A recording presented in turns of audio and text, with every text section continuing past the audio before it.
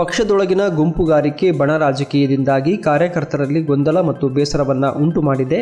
ಇದನ್ನು ಸರಿಪಡಿಸದೇ ಇದ್ದರೆ ಬರಲಿರುವ ಚುನಾವಣೆಯಲ್ಲಿ ವ್ಯತಿರಿಕ್ತ ಪರಿಣಾಮವನ್ನು ಎದುರಿಸಬೇಕಾಗಬಹುದು ಎಂದು ಕಾಂಗ್ರೆಸ್ ಮುಖಂಡ ಕೆ ಶಾಂತಪ್ಪ ಹೇಳಿದರು. ಅವರಿಂದು ಮಾಧ್ಯಮಗೋಷ್ಠಿಯಲ್ಲಿ ಮಾತನಾಡಿ, ರಾಜ್ಯದಲ್ಲಿ ನಮ್ಮದೇ ಸರ್ಕಾರವಿದೆ. ಈಗಾಗಲೇ ಅನೇಕರು ಸಚಿವರು ನಿಗಮ ಮಂಡಳಿಯ ಅಧ್ಯಕ್ಷರುಗಳು ಆಗಿದ್ದಾರೆ. ಆದರೆ ಜಿಲ್ಲೆಯಲ್ಲಿ ಜಿಲ್ಲಾಧ್ಯಕ್ಷರೇ ಇಲ್ಲದೆ ವಿಧಾನಸಭಾ ಚುನಾವಣೆಯನ್ನು ಎದುರಿಸಬೇಕಾಯಿತು. ಅಲ್ಲದೆ ಜಿಲ್ಲೆಯ ಎಲ್ಲಾ ಕಡೆಯೂ ಬಣ ರಾಜಕೀಯ ಮತ್ತು ಗುಂಪುಗಾರಿಕೆಯಿಂದ ಪಕ್ಷದ ಕಾರ್ಯಕರ್ತರಲ್ಲಿ ಗೊಂದಲ ಮತ್ತು ಅಸಮಾಧಾನ ಮನೆ ಮಾಡಿದೆ.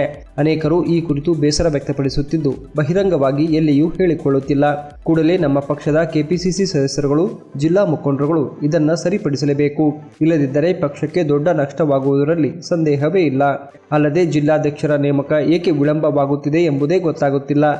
ಇದೇ ಪರಿಸ್ಥಿತಿ ಮುಂದುವರೆದರೆ ಅನೇಕರು ರಾಜಕೀಯ ಚಟುವಟಿಕೆಯಿಂದ ದೂರವಾಗುವ ಪರಿಸ್ಥಿತಿ ನಿರ್ಮಾಣವಾಗಬಹುದು.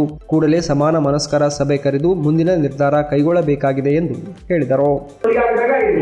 ಈಗ ಭಿನ್ನಾಭಿಪ್ರಾಯ ಸರಿ ಮಾಡೋದಕ್ಕ ಇಷ್ಟಿದ್ರೆ ಸರಿ ಮಾಡ್ಬೋದು. ಆದ್ರೆ ಮುಂದೆ ಹೆಂಗ ಈಗ ಅದಕ್ಕಾಗಿ ನಾವು ಕೂತಿದ್ದು ಸರಿ ಹೋಗಬೇಕು. ಸರಿ ಹೋಗಲಿದ್ರೆ ಅನೇಕ ಜನ ಪಾಸ್ ಬಿಟ್ಟು ಹೋಗ್ತಾರ.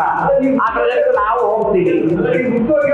ಮುಕ್ತವಾಗಿ ಹೇಳ್ತಾ ಇದೀವಲ್ಲ, ಈಗ ಮುಕ್ತವಾಗಿ ಹೇಳ್ತಾ ಇದ್ರ ಅರ್ಥ ಮುಕ್ತವಾಗಿ ಹೇಳ್ದಂಗಲ್ಲ. ಈ ಪಾರ್ಲಿಮೆಂಟ್ ಎಲೆಕ್ಷನ್ ಬರ್ತದ, ಎಲ್ಲವನ್ನು ಒಟ್ಟಿಗೆ ಸೇರಿಸಿ, ಸಂಬಂಧಪಟ್ಟವರು ಒಟ್ಟಿಗೆ ಸೇರಿಸಿ ಪಕ್ಷಕ್ಕಾಗಿ ಎಲ್ಲರೂ ಒಂದಾಗಿ ಭಗವಂತ ಪಾರ್ಲಿಮೆಂಟ್ ಚುನಾವಣೆ ಒಪ್ಪತ್ತಾಗಿ ಮಾಡಿ ಇಲ್ಲಿ ಗುಂಪುಗಾರಿಕೆ ಭಿನ್ನಾಭಿಪ್ರಾಯ ಅದೇ ರೀತಿ ಜೀವಂತವಾಗಿ ಇಟ್ಕೊಂಡೋದ್ರೆ ಅನೇಕ ಜನ ಕಾರ್ಯಕರ್ತರು ಮುಖಂಡರು ಸ್ವಲ್ಪ ಅವರಿಗೆ ಮೌನವಾಗಿ ಪಕ್ಷಕ್ಕೆ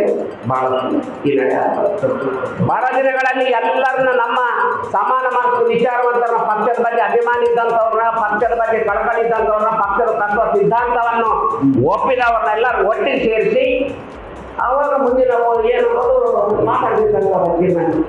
ಈ ಸಂದರ್ಭದಲ್ಲಿ ಕಡಗೋಳು ಶರಣಪ್ಪ, ಕಾಜನಗೌಡ, ಲಕ್ಷ್ಮೀ ರೆಡ್ಡಿ, ನರಸಪ್ಪ ಹಾಗೂ ತಿಮ್ಮಪ್ಪ ಉಪಸ್ಥಿತರಿದ್ದರು.